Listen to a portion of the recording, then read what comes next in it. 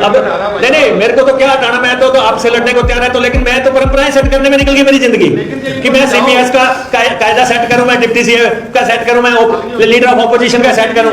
इसलिए अब किसी पे चर्चा करो, लेकिन एक दूसरे के कपड़े मत फाड़ो। अपना इंस्टीट्यूशन जो है ये एक मंदिर है। जयराम जी जब मुख्यमंत्री थे और मैं लीडर ऑफ ऑपोजिशन था, तो अध्यक्ष महोदय हम इनको कहते थे कि लीडर ऑफ ऑपोजिशन के रूल्स बना लो, लीडर ऑफ ऑपोजिशन का क्राइटेरिया सेट कर लो। तो इनको लगता था कि मैंने तो हमेशा मुख्यमंत्री रहना, मैंने क्यों बनाना लीडर ऑफ ऑपोजिशन का क्राइटेरिया। कहाँ कोठी की दिक्कत है, कहाँ कार की दिक्कत है, कहाँ पीए की दिक्कत है, कहाँ पे किस चीज की दिक्कत है। पिटीशन पे इनका नाम देखा तो मेरे को बड़ी हैरानी हुई। मैंने कहा यार सत्ती तो जो है नैतिक मूल्यों वाला आदमी है, ये क्या कर रहा है? लेकिन सीपीएस हटाने के खुद रहे, फिर इनको हटवा दिया। अब आगे डिप्टी चीफ मिनिस्टर की बारी। डिप्टी चीफ मिनिस्टर भी साथ में आपने पिटीशन में डाल दिया है, क्योंकि आपको लगा कल दिन को आप कल पता नहीं परमार साहब ने और विक्रम में पता नहीं कितनी की लड़ाई होनी डिप्टी चीफ मिनिस्टर के लिए।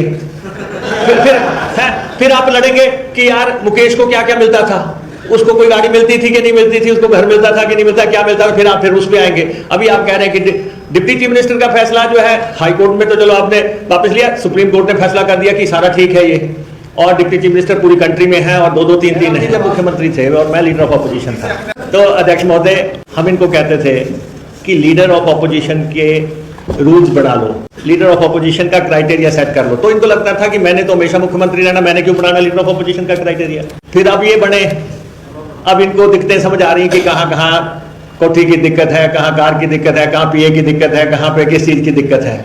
इसलिए ये जो संस्थान है अध्यक्ष महोदय, ये संस्थान सुप्रीम है, और कभी कोई कुर्सी पे है, कभी कोई कुर्सी पे है। और मैं अपने साथियों से भी, मैं भी 25 साल एमएलए हो गया लगातार यहाँ पे बैठ रहा हूँ।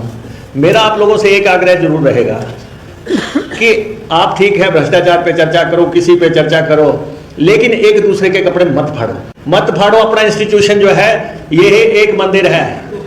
हाँ, नहीं झूठे भी क्या, झूठे ही होते हैं सारे, कौन सा सच्चा निकल रहा है। लेकिन ठीक है, कोई आपको बहुत, अब क्या है, मैं जब पहली दफा सीपीएस बना, आपने 2.5 साल में हटा दिया। हमें अध्यक्ष महोदय वो बहुत फायदेमंद दे गया। मैं लगातार 25 साल एमएलए बन गया। अगर मैं 2.5 साल पे नहीं हटता तो शायद 5 साल पे हार जाता। अब मेरे 6 साथी आपने हटवा दिए। मैं इनको कहना चाहता हूँ चिंता मत करो, आप द्वारा एमएलए बन जाने, आप सब द्वारा एमएलए बन जाने।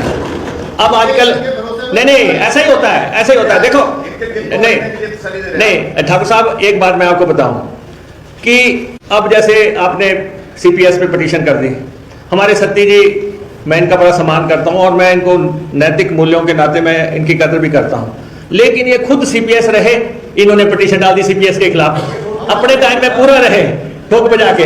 लेकिन बाद में जब मैंने पिटीशन पे इनका नाम देखा तो मेरे को बड़ी हैरानी हुई। मैंने कहा यार सत्ती तो जो है नैतिक मूल्यों वाला आदमी है, ये क्या कर रहा है।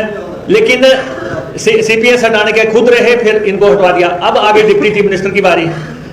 डिप्टी चीफ मिनिस्टर भी साथ में आपने पिटीशन में डाल दिया है, क्योंकि आपको लगा कल दिन को आप कल पता नहीं परमार साहब ने और विक्रम में पता नहीं कितनी की लड़ाई होनी डिप्टी चीफ मिनिस्टर के लिए। फिर आप लड़ेंगे कि यार मुकेश को क्या क्या मिलता था, उसको कोई गाड़ी मिलती थी कि नहीं मिलती थी, उसको घर मिलता था कि नहीं मिलता, क्या मिलता था। फिर उस पे आएंगे। अभी आप कह रहे हैं कि डिप्टी चीफ मिनिस्टर का फैसला जो है हाई कोर्ट में तो चलो आपने वापस लिया, सुप्रीम कोर्ट ने फैसला कर दिया कि सारा ठीक है ये, और डिप्टी चीफ मिनिस्टर पूरी कंट्री में है और 2-2, 3-3 है।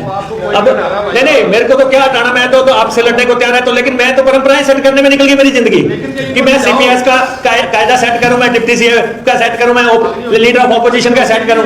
इसलिए अब देखो नहीं ये नहीं कर रहे हैं, इनका कोई मतलब नहीं है, अपने काम में लगे हुए हैं। लेकिन ये जो है, लेकिन अब लगे हुए हैं, अब लगे एक दूसरे के ऊपर अटैक करने के लिए। अब मैंने मुख्यमंत्री जी को कहा था, इन्होंने जो है एमएलए कमरे जिसमें ठहरते पता नहीं कितने के महंगे कर दिए, रेस्ट हाउस में ठहरना मुश्किल हो गया।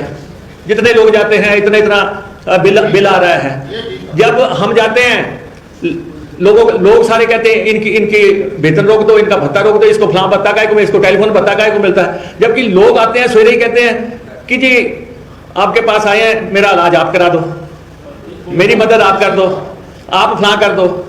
कोई कहे कि किसी को टट्सी नहीं दिखाई जाती, चाय नहीं पूछी जाती, या कोई और चीजें नहीं पूछी जाती। लेकिन सबसे ज्यादा अभी आप चाहे जीत के आते लाख भर आदमी में, लेकिन सबसे बड़ा विरोध आपका बाहर अभी शुरू हो जाएगा। किसी भी चीज पे आप कोई अंदर फैसला करो तो कम से कम खुद तो आप ठीक हो जाओ, अंदर क्यों कपड़े फाड़ रहे हो एक दूसरे के। थोड़ा सा संयम रखो, चलिए, thank you जहाँ very much. भ्रष्टाचार है उसको करो, Very बाकी आपका बहुत बहुत धन्यवाद। Positive suggestions.